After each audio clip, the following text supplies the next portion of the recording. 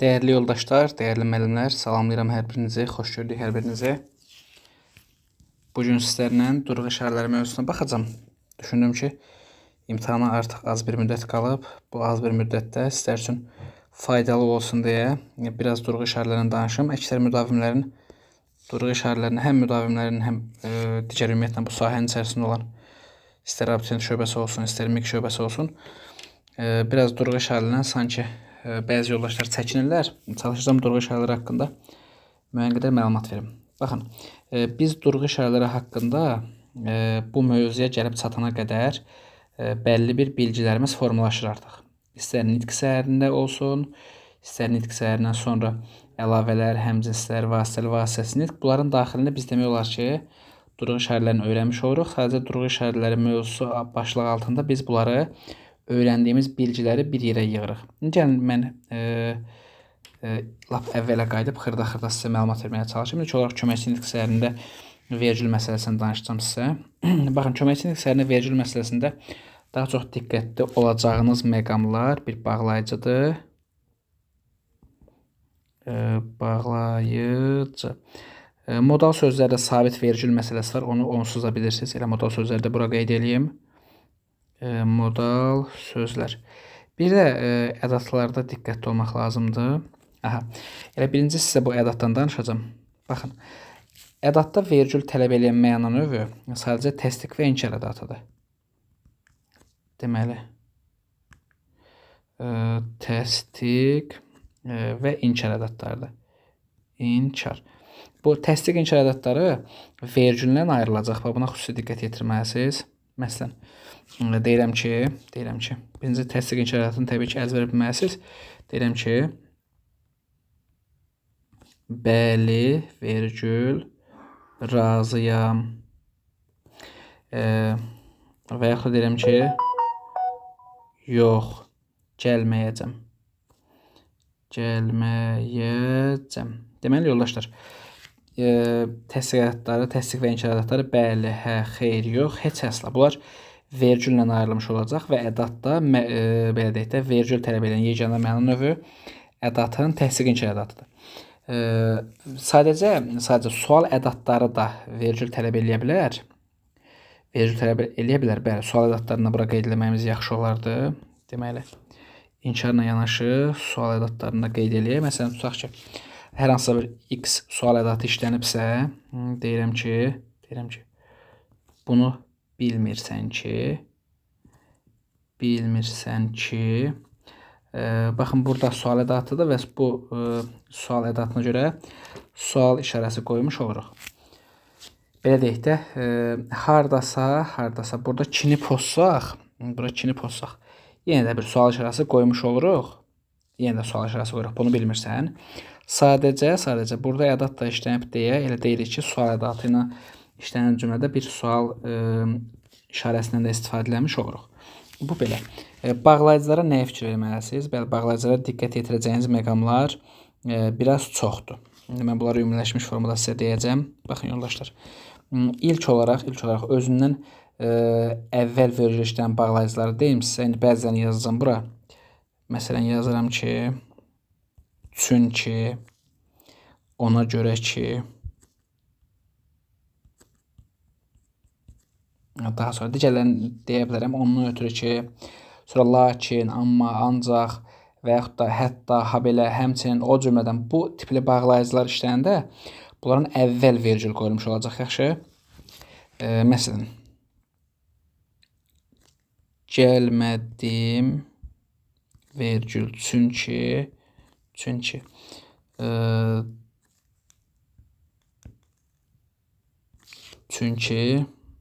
dəvət etməmişdi.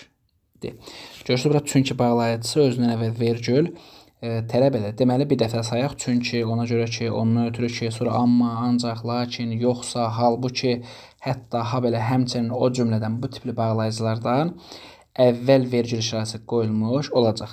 Daha sonra təkrarlanan bağlayıcılar var. Bu təkrarlanan bağlayıcıları deməli, iki başlıq altında qruplaşdıraq. Baxın, birinci. Deməli, ya da, gah da, nə də, həm də, istərsə. Təkrar edirəm, ya da, gah da, nə də, həm də istərsə də bağlayıcılar var ki, bunlarda deməli vergül necə olacaq? Burada birincidən başqa digərlərindən əvvəl vergül qoyulmuş olacaq. Yaxşı? Birincidən başqa digərlərindən əvvəl vergül qoyulmuş olacaq. Gəlin yazaq. Məsələn, belə bir məşhur cümlə var. Kitablarda da görə bilərsiniz. Testlərdə də görə bilərsiniz. Daha doğrusu, yağış həm varlının vergül həm də kasıbın başına yağır. Görürsünüz, baxın, təkrarların həm-həmdədən birincidə yox, digərindən əvvəl vergül işarəsi qoymuş olduq. Bu, deməli, saydığım digər bağlayıcılara da aiddir. Yəni, bu ya da, gah da, həm də hamısına aid. Deməli, birincidən başqa digərlərindən əvvəl vergül qoyulur. Bu ya da, gah da, nə də bağlayıcıları cümlə ortasında bəzən tək işlənir. Tək işlənəndə ondan əvvəl vergül qoyulur. Məsələn, deyirəm ki, məsələn, bir saniyə. Hara getdi bura?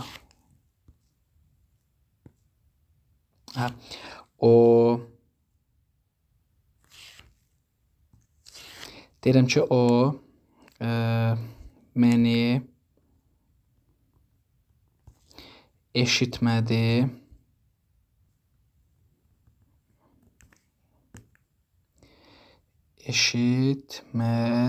Vergül ya da özün eşitməzliyə qoydu. Baxın, görürsünüz, burada ya da tək işlənir, özün əvvəl vergül qoyulmuş olur, amma təbii ki, tək ya da deyil, ya da, gah da, nə də bağlayıcıları, deməli, tək işləndə özün əvvəl vergül qoyulmuş olur. Daha sonra bu dadə bağlayıcıları var, yoldaşlar. Bu dadə bağlayıcıları cümlə daxilində təkrarlanır. Burada da təkrar formasında işlənirsə, sonuncudan başqa əvvəlki bağlayıcılardan sonra, yəni sonuncuda vergül qoyulmur, əvvəlkilərdən sonra vergül işarəsi qoyulur. Aydındır? Məsələn, deyirəm ki, mən də, sən də, vergül, o da, mən də, sən də, o da gəldik. Görürsünüz. Sonuncuda vergül qoyulmur, amma digərlərinin sonra vergül işarəsi qoyulmuş olacaq. Daha sonra, baxın, ki bağlayıcısı işlənirsə cümlədə, yoldaşlar, ki bağlayıcısından sonra vergül qoyulur. Cümlə daxilində belə ki bağlayıcısı işlənərsə, belə kinin bu zaman hər iki tərəfindən vergül qoyulmuş olacaq. Bilirsiniz ki, və bağlayıcısı, bir də ilə bağlayıcısı, bunlar deməli, vergül tələb eləmir. Bunlar vergüllə işlənməyəcək. Bunlara xüsusi diqqət yetirməlisiniz. Bağlayıcılarla vergül demək olar ki, bu qədər olmuş olacaq. Elə burada modal sözlərində biraz danışaq. Deməli, yoldaşlar, bilirsiniz ki, modal sözlər vergül tələb eləyir. Yəni, cümlənin ortasında işlənəndə özündən əvvəl, cümlə daxilində işlənəndə hər iki tərəfdə, cümlənin sonunda işlənəndə özündən əvvəl vergül işarəsi qoyulur. Sadəcə bunlarda da bilməli olduğunuz məqamlar, deməli, nələr idi? Modal sözdə vergül tələb etməyən modal sözlər var. Sanki, elə bil, bir də bu elə bil ki forması var. Elə bil ki, bir də güya. Baxın, bu modal sözlər vergül tələb eləməyəcək, vergülsüz işlənəcək. Yerdə qalan modal sözlər vergüllə işlənəcək, vergül tələb eləyəcək. Gəlin keçək yeni bir səhifəyə. Deməli, nə edəcəyik daha doğrusu? Biz burada artıq danışacağıq əlavələrdən, həmcinslərdən, ümumiləşdirici sözlərdən və s. Gəlin, birinci danışaq cümlə özünün əlavəsindən. Baxın, əlavədən danışmayacaq, daha doğrusu əlavədə durğu işarəsindən danışacağıq. Məsələn, deyirəm ki, Şamil, qardaşım gəlmişdi. Baxın, bura qardaşım sözü Şamil sözünün əlavəsidir. Niyə? Çünki deyirəm Şamil gəlmişdi. Siz bilmirsiniz axı Şamil kimdir? şamildən sonra qardaşım sözünü gətirmişəm. Bu şamil sözünün əlavəsi sayılır. Yəni qardaşım artıq şamilin bir növ mənasını bizə izah eləyir və sizə deyir ki, hə, şamil mənim qardaşımdır, düzdür? Deməli bu özündən əvvəlki üzün mənasını izah elədi, aydınlaşdırdı, konkretləşdirdi. Və əlavəli üz görürsüz trendən ayrılmış oldu. Yaxşı, hər zaman trendən ayrılırmı? Xeyr, yoldaşlar. Bəzən bu trenin əvəzinə, bəzən bu trenin əvəzinə. Bir saniyə. Bunu biraz kiçildək.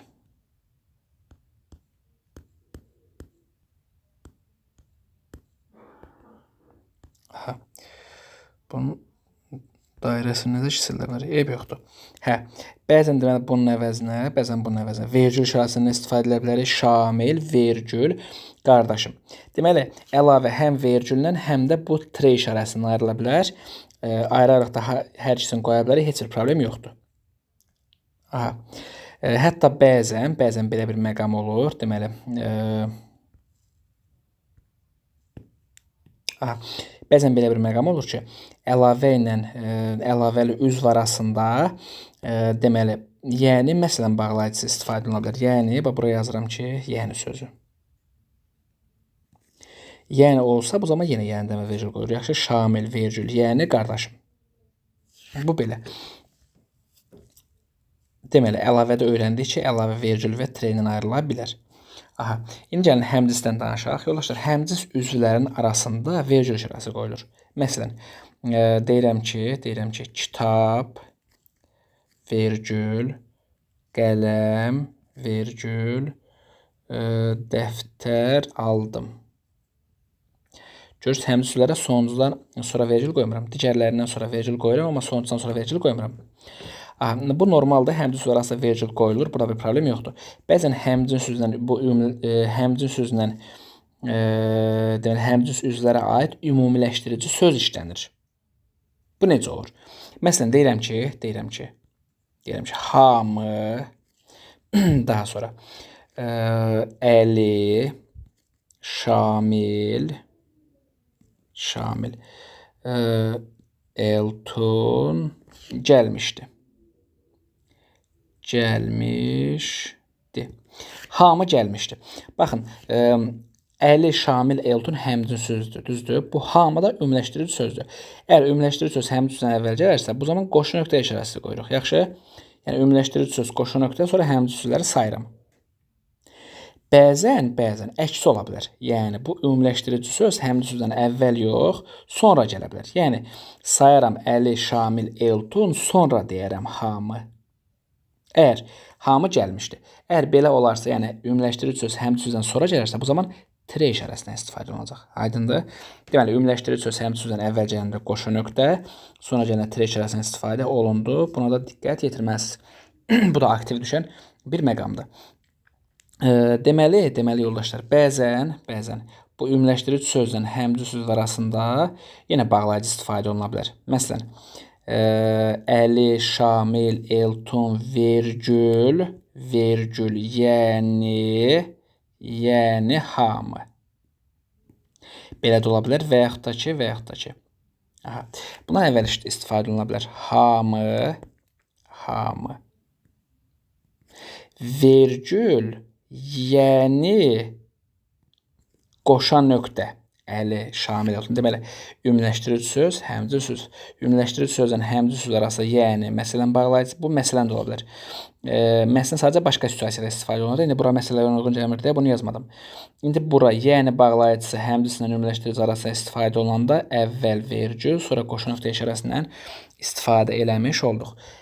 Belə bir söz var, adını yekunlaşdırıcı söz deyirlər. Deməli yoldaşlar, bir sözlə.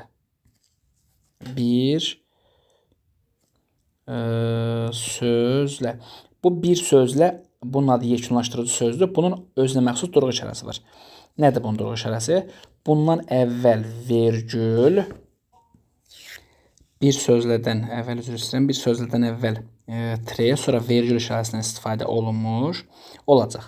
Yəni belə olur. Bu situasiyada istifadə olunur. İndi ona nümunə deyəcəm. Deməli, bu birisi necə olur? Həmcins sözlə ümumiləşdirici söz arasında istifadə olunur. Məsələn, sayıram. Eyni nümunəni yazacağam. Əli, vergül şamil. Burada yazmaq biraz çətin oldu, bir saniyə. Əlif vergül şamil vergül Elton tre bir sözlə vergül hamı. Aydındır? Deməli, görürsünüz, həmçin sözlər bir sözlə, bir də bir sözlə. Belə bu formada. Bir sözlə, sonra da hamı. Yəni, bir sözlüdən əvvəl sabit olaraq tre qoyuruq. Bir sözlüdən sonra da vergül çəkilir. Bunu yadınızda saxlayın. Bunu bilməlisiniz. Vacib məqamlardan biridir, yoldaşlar. Aha, həmdə sözündən əlavələr haqqında bu qədər. İndi keçəcəyik vasitəli, vasitəsiz nitqə. Baxın, vasitəli, vasitəsiz nitq bizim qarşımıza iki formada çıxa bilər. Bir nəsr formasında, bir də dialoq formasında. Əgər nəsr formasında çıxacaqsa, bu sxemləri biz bilməliyik. Məsələn, birinci müəllifin nitqi, sonra vasitəsiz nitq gələ bilər. Əksi birinci vasitəsiz, sonra müəllif gələ bilər. Bir də növbələşə bilər. Yəni, vasitəsiz, müəllif, vasitəsiz bu formada gələ bilər. Gəlin də bunlara aid nümunə yazaq. Dedi, gəlməyəcəm.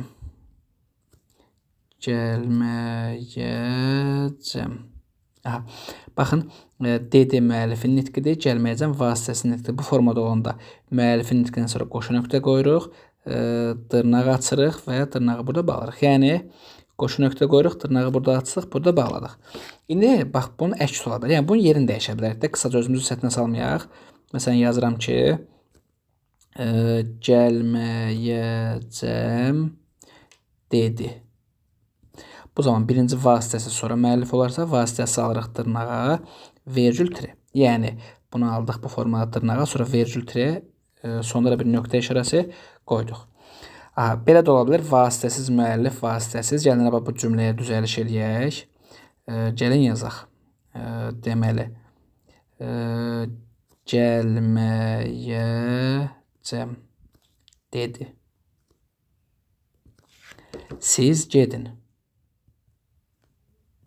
Siz gedin. Aha, baxın, gəlməyəcəm, siz gedin. Bunlar hər ikisi vasitəsizdir. Dedi də müəllifin nitqidir. Bu zaman necə edilir? Dırnağı burada açırıq, bura sonda bağlayırıq. Bir saniyə. Bura sonda, bura sonda dırnağı bağlayırıq. Mesela burada biraz yazmaq olmadı. Bir saniyə gözüm görə bir. Nə edə bilərəm bunu? Aha, dırnağı burada açsaq, bura bağladıq. Dedinin sağından sonunda vergül tre. Aydındır? Deməli, dırnağı əvvəldə açsaq, sonunda bağladıq. Dedinin sağından sonra vergül tre işarəsindən istifadə eləmiş olduq. Deməli, baxın, dırnağı burada açırıq, burada bağlayırıq, vergül tre işarəsindən istifadə edirik. Bu, nəsr formasında olanda bu formada olur. Burada bilməli olacağınız başqa bir məqam.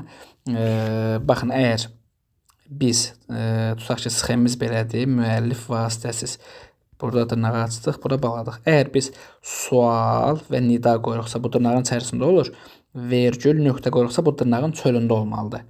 Bunu da bilməli, bu da bilməli olacağınız məqamlardan biridir. Amma bəzən və daha çox imtahanlarda, MİQ və sertifikasiya imtahanında bizə bu vasitəli, vasitəsiz nitq dialoq formasında verilir. Dialoq forması veriləndə artıq biraz şərtlər dəyişir. Gəlin, ona aid nümunə yazım. Aha, deməli, Şamxal əlini çərkəzin çiyninə qoyub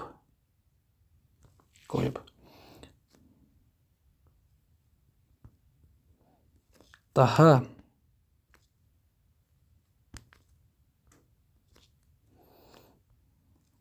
evə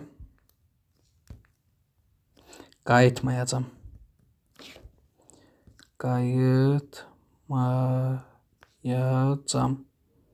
Dedi. Aha.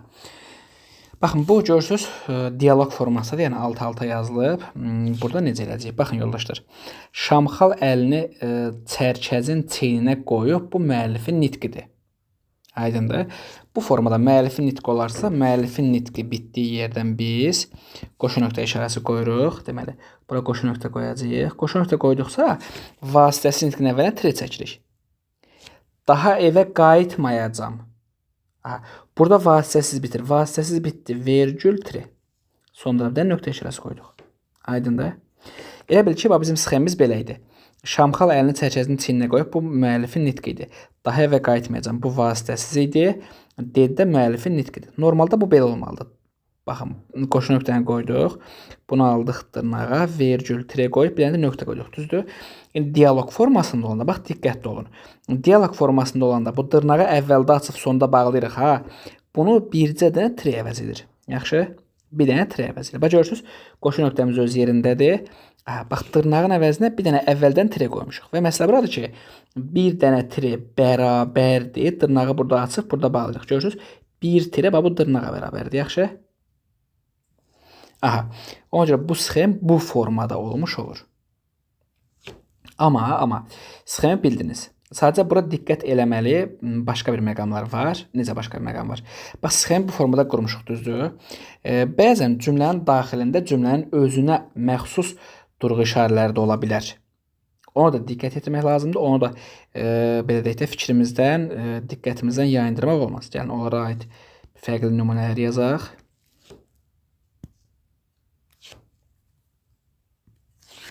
Gəlin nümunəmizi yazaq.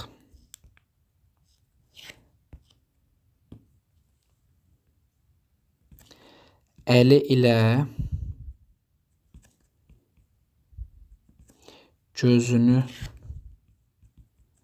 silməyə çalışan Niftalı çoxa, Niftalı nə pislik. Nə pislik, Kərəm. Ya da Kərəm yazmayaq. Kərəm yazaq biraz aydın olacaq. Gəlin birlikdə. Nə pislik, dost.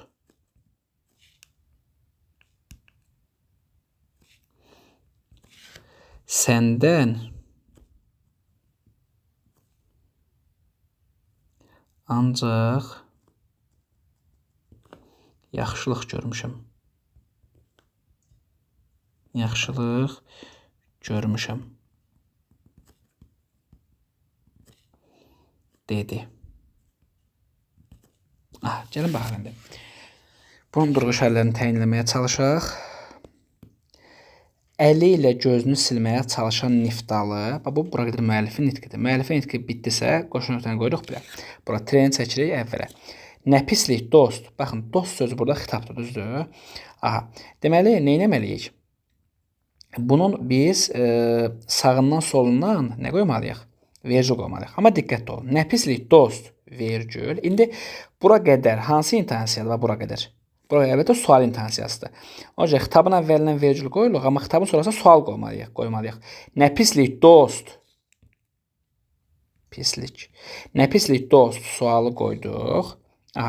Burada sual qoymağımızı göstərən başqa bir məqam nədir?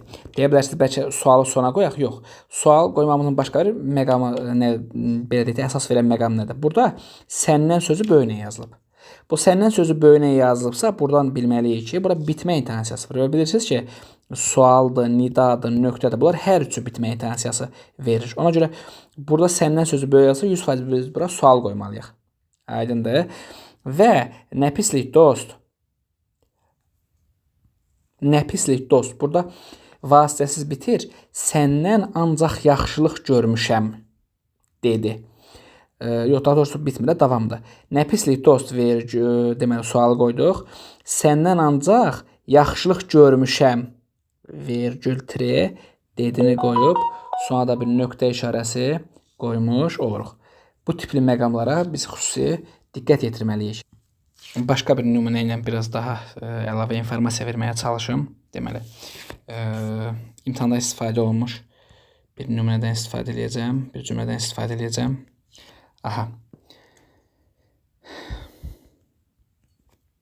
Sualın cavabında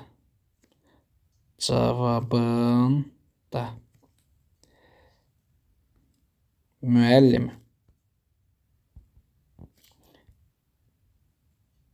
deyə Şəhriyar sözə başladı.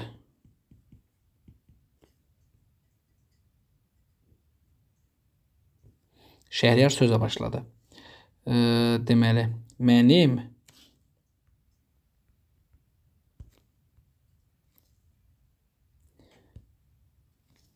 bu yeniliklərdənmi? Bu yeniliklərdən xəbərim yoxdur. Xəbərim yoxdur. Aha, gəlin baxaq. Sualın uzun olmasa sizi qorxutmasın. Deməli, sualın cavabında bu müəllifin nitqidir. Qoşu nöqtəni qoyduq bura, tren çəkib bura. Müəllim deyə Şəhriyar sözə başladı. Mənim bu yeniliklərdənmi xəbərim yoxdur? İndi bura nəyə diqqət yetirməlisiniz? Müəllim mənim bu yeniliklərdənmi xəbərim yoxdur? Bunlar vasitəsiz nitqdir. Amma sualın cavabında deyə Şəhriyar sözə başladı. Bu ikisi də müəllifdir. Müəllim mənim bu yeniliklərdənmi xəbərim yoxdur? Bu vasitəsiz nitq idi. Ola bilər səhv deyə bilərəm. Bu vasitəsiz nitq idi.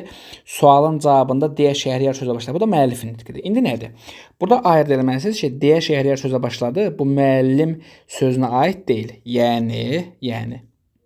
Sualın cavabında qoşu nöqtə. Müəllim vasitəsiz bitir, sonra müəllif gəlir. Vergül tre. Müəllim deyə Şəhriyar sözə başladı. Burada yenə vasitəsiz gəlir deyə müəllif bitir. Yenə vergül tre. Mənim bu yeniliklərdən xəbərimmi yoxdur? Bir dənə də sualı sonda qoyuruq bura. Aha, o cür diqqətli olmaq lazımdır. Birinci müəlliflə vasitəsiz nitqi ayırd eləmək lazımdır. Məsələn, diqqətli olmaq lazımdır. Bəzən vasitəsiz nitqin tərkibində modal söz verir. O modal sözün sağından soluna vergül qoymaq lazımdır. Və belə bir şey deyim sizə. Deməli, bəzən, bax, sadəcə situasiyanı deyəcəm sizə.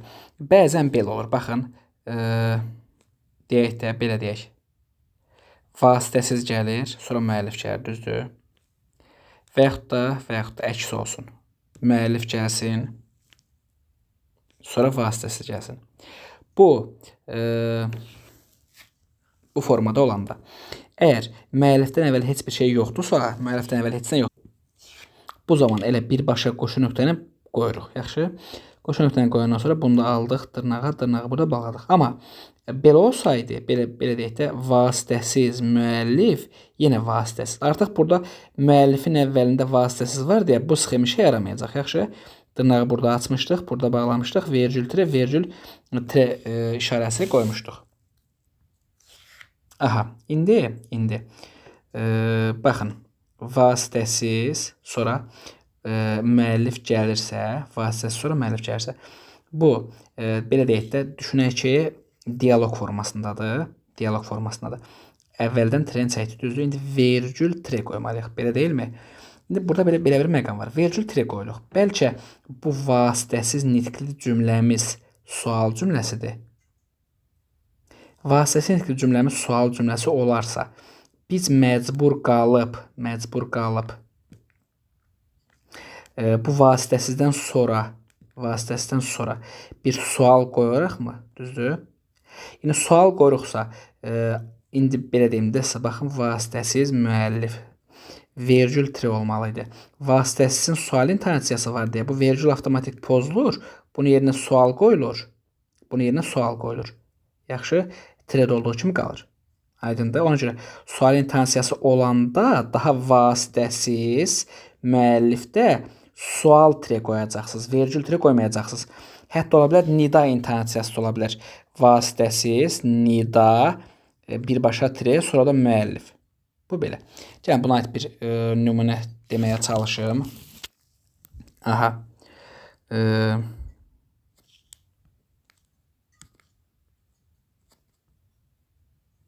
Məni gözləmədin